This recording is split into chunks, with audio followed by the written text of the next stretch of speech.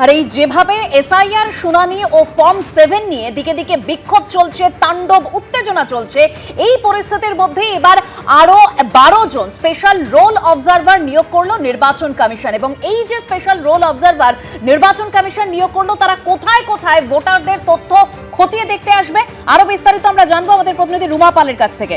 রুমা, দেখো, জানিয়ে রাখি, প্রথমে কিন্তু রাজ্যের স্পেশাল রোল অবজারভার ছিলেন সুব্রত গুপ্ত, এবং তারপর পরই কিন্তু আমরা দেখতে পাই যে 4 জন আরো স্পেশাল রোল অবজারভার আসেন।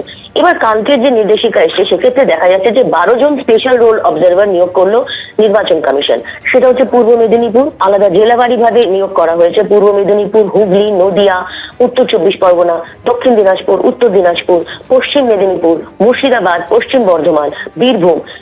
এই যারা রোল অবজারভাররা আসবেন, তারা মূলত যাদের যাদের যে ডিস্ট্রিক্ট দেওয়া হয়েছে, সেই ডিস্ট্রিক্টেরই তারা কিন্তু সমস্ত তথ্য খতিয়ে দেখবেন।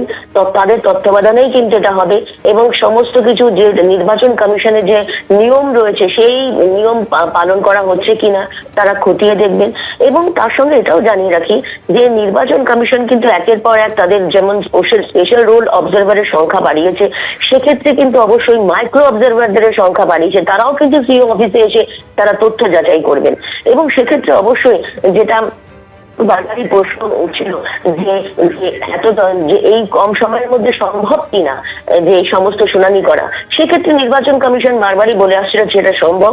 এবার দেখা যাচ্ছে যে জেলাওয়ারি স্পেশাল রোল অবজারভার তারা নিয়োগ করলো, সেক্ষেত্রে একদম নির্দিষ্ট সেই জেলা নিয়েই কিন্তু যে স্পেশাল রোল অবজারভার আসছেন, তারা কিন্তু সেটা সমস্ত খতিয়ে দেখবেন। সমস্ত তথ্য যেটা আপলোড করা হবে, সেটা সেই তথ্য আপলোড করবেন, এবং তাদের তত্ত্বাবধানে সুপারভিশনেই কিন্তু হবে। এবং নির্বাচন কমিশনের যে নিয়ম, সেই নিয়ম পালন করা হচ্ছে কিনা তারা সেটা পুরো রীতিমতো কঠোরভাবে সেটা খতিয়ে দেখবেন। এবং দেখা যাচ্ছে যে নির্বাচন কমিশনও কিন্তু একের পর এক এরকম স্পেশাল রোল অবজারভার তারা পাঠাচ্ছেন, এবং এই পুরো প্রক্রিয়াটা যাতে সুষ্ঠুভাবে হয় সেটা করার চেষ্টা করছেন। যদিও এখন যেটা কিছুক্ষণ আগেই বললাম যে একদম শুনানির যেটা শেষ সময়সীমা, সেটা কিন্তু যে বাড়তে পারে, এবং অবশ্যই ফল প্রকাশ যেটা হবে, যে চূড়ান্ত ভোটার তালিকা, সেটাও কিন্তু সময়সীমা বেড়ে যাবে, আরো পিছিয়ে যাচ্ছেন 14 ফেব্রুয়ারি থেকে, এমনটাই কমিশন সূত্রে খবর। ধন্যবাদ রুমা। এদিকে এরই মধ্যে ফের এসআইআর শুনানি আতঙ্কে মৃত্যুর অভিযোগ উঠল। এবার মালদার চাঁচল 2 নম্বর ব্লকের বলরামপুরে এই অভিযোগ তুলল এক ভোটারের পরিবারের দাবি, এসআইআর শুনানি নিয়ে দুশ্চিন্তায় ছিলেন জলিল আলী। মঙ্গলবার হার্ট অ্যাটাকে মৃত্যু হয় তার। কেউ এসআইআর এর শুনানিতে যাচ্ছেন নাকের নল নিয়ে, কেউ শুনানিতে যাচ্ছেন চ্যানেল সহ স্যালাইনের বোতল হাতে নিয়ে। আর এবার যা দেখা গেল তা একেবারে নজিরবিহীন। মালদার শুনানি কেন্দ্রে দাদুর কবরের মাঠে নিয়ে হাজির হলেন নাতিরা। মালদার হরিশ্চন্দ্রপুর বিধানসভার কুশিদা গ্রাম পঞ্চায়েত, এই পঞ্চায়েতেরই 17 নম্বর বুথের বাসিন্দা সালেক। তার অভিযোগ, একই পরিবারের 12 জনকে এসআইআর শুনানির নোটিশ পাঠিয়েছে নির্বাচন কমিশন।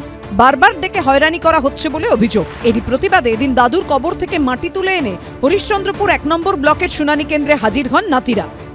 বারবার দাদা হয়রানি করছে, দাদুর ডিএনএ চেক করা হোক। ভোট কমিশনকে বলছে এরকম তো আমাদের কাগজপত্র বুঝতে পারবে না। আমার দাদু বাংলাদেশি না, এখানে ইন্ডিয়ার আছে না পাকিস্তানের আছে, এই কবরের মাটিটা চেক করলে তো বোঝানো যাবে। এই নিয়ে নির্বাচন কমিশনকে নিশানা করেছে তৃণমূল। এটা থেকে আপনি প্রমাণ পাবে মানুষ কিভাবে আতঙ্কিত হয়েছে। মানুষকে নির্বাচন কমিশন এই এসআইআর এর নামে একটা মৃত্যুর লাইনে দাঁড় করিয়ে দিয়েছে। এর থেকে বড় লজ্জার কি আছে নির্বাচন কমিশন, যে বিজেপির কাঠপুতলি হয়ে কাজ করে। ধিক্কার জানায় নির্বাচন কমিশন। তৃণমূলের বিরুদ্ধে পাল্টা অভিযোগ তুলেছে বিজেপি। কোর্ট থেকে নোটিশ আসলে মানুষ কোর্টে যায় কিনা, তেমনি নোটিশ দিয়েছে, আপনি কাগজপত্র জমা দিয়ে দেন, আপনার কাজ হয়ে যাবে।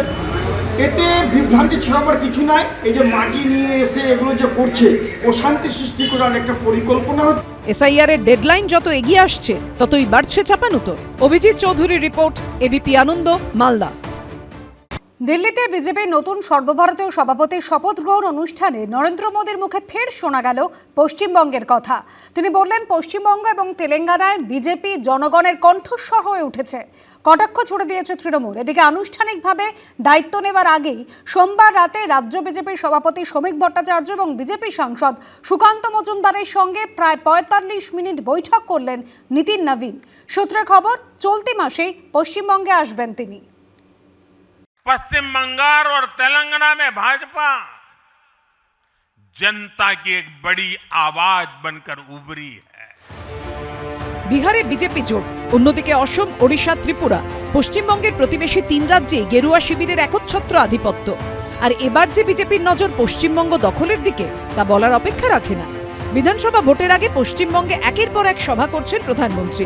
গত বছরের শেষে পশ্চিমবঙ্গে এসে দফায় দফায় রাজ্য বিজেপির নেতাদের ক্লাস নিয়েছেন অমিত শাহ। এই প্রেক্ষাপটে মঙ্গলবার দিল্লিতে বিজেপির নতুন সর্বভারতীয় সভাপতির শপথ গ্রহণ অনুষ্ঠানেও নরেন্দ্র মোদীর মুখে শোনা গেল পশ্চিমবঙ্গের কথা। बीते 11 वर्षों में बीजेपी ने हरियाणा, असम, त्रिपुरा और ओडिशा में पहली बार अपने सामर्थ्य से सरकार बनाई। पश्चिम बंगाल और तेलंगाना में भाजपा जनता की एक बड़ी आवाज बनकर उभरी है। अक्सर होता यह है कि लंबे कार्यकाल के बाद सरकारों के लिए टिके रहना मुश्किल होता है, लेकिन बीजेपी ने इस ट्रेंड को भी तोड़ दिया है। এই নিয়ে কটাক্ষ ছুড়ে দিয়েছে তৃণমূল। যেভাবে পশ্চিমবঙ্গের মানুষ বাঙালি বলে সারা ভারতবর্ষে যেখানে যেখানে ডবল ইঞ্জিন সরকার আছে সেখানে লাঞ্ছিত হচ্ছে, তার জবাব আগে ডবল ইঞ্জিনের প্রবক্তা নরেন্দ্র মোদীকে দিতে হবে। যতই উনি স্বপ্ন দেখেন, 21-এও এসেছিলেন, আপকি বার 200 পার হয়ে গেছিল পকার পার। আরএসএস এর হাতে তৈরি তৃণমূল থাকলে বকলমে বিজেপি হয়। এখন কখন বকলমে তৃণমূল থাকবে আর কখন সরাসরি বিজেপি হবে সে ওদের ব্যাপার, কিন্তু নিজের যোগ্যতায় বিজেপি নয়। এদিকে আনুষ্ঠানিকভাবে দায়িত্ব নেওয়ার আগেই সোমবার রাতে রাজ্য বিজেপি সভাপতি শ্রমিক ভট্টাচার্য ও বিজেপি সাংসদ সুকান্ত মজুমদারের সঙ্গে প্রায় 45 মিনিট বৈঠক করেন নীতিন নবীন। সূত্রের খবর, চলতি মাসেই পশ্চিমবঙ্গে আসবেন তিনি। अगले कुछ महीने में तमिलनाडु, असम, बंगाल, केरल और पुडुचेरी में चुनाव होने जा रहा है और वहाँ की डेमोग्राफी की पूरी चर्चा हो रही है।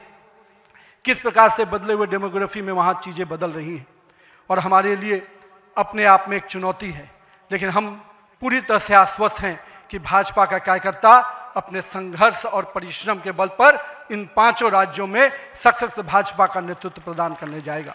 বিজেপির সরকার দশকের পর দশক ধরে আমরা যে স্বপ্ন দেখেছি, যে স্লোগান দিয়েছি, 2026 সালে নীতিন নবীনের নেতৃত্বে সেটাই বাস্তবায়িত হবে।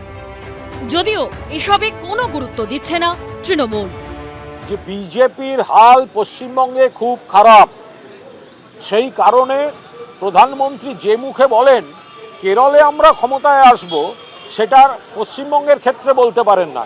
ওখানে মুখ রক্ষা করে ঘুরিয়ে বলতে হয় আমরা কিছু জনমত পাব, অর্থাৎ পশ্চিমবঙ্গে আমরা ক্ষমতায় আসব সেই শব্দটা বলার জায়গায় উনি বা ওনার দল নেই, সেটা উনি সব থেকে ভালো জানেন। এদিকে বিধানসভা নির্বাচনের আগে দলের শাখা সংগঠনগুলিকে ঢেলে সাজাচ্ছে বিজেপি। যুব মোর্চার ইনচার্জের দায়িত্ব দেওয়া হয়েছে সৌমিত্র খাঁকে। লকেট চট্টোপাধ্যায়কে মহিলা মোর্চার ইনচার্জ করা হয়েছে। বাপি গোস্বামীকে কিষাণ মোর্চার ইনচার্জ করেছে বিজেপি নেতৃত্ব। এছাড়াও ওবিসি, এসসি, এসটি, সংখ্যালঘু মোর্চারও ইনচার্জ নিয়োগ করা হয়েছে। ময়ূক ঠাকুর চক্রবর্তী ও বিটন চক্রবর্তীর রিপোর্ট, এবিপি আনন্দ। এবিপি আনন্দ, এগিয়ে থাকে, এগিয়ে রাখে।